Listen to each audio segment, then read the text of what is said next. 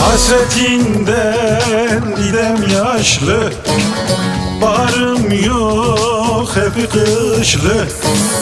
Beni halden hale koyan zeytin gözlüm kalem kaşlı.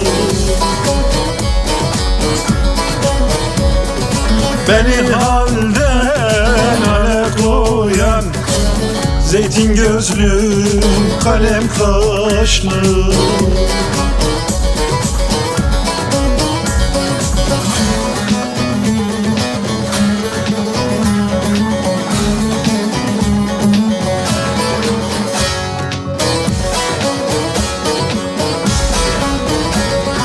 Neden beni ağlatırsın, yüreğimi dağlatırsın? Ben oyuncak değilim ki parmağında oynatırsın. Ben oyuncak değilim ki parmağında oynatırsın.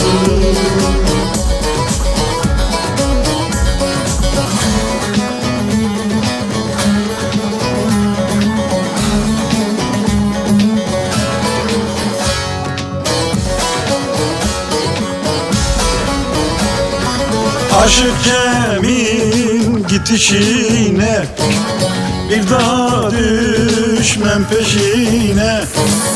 Ne meleksin ne de şeytan, rastlamadım bir eşine.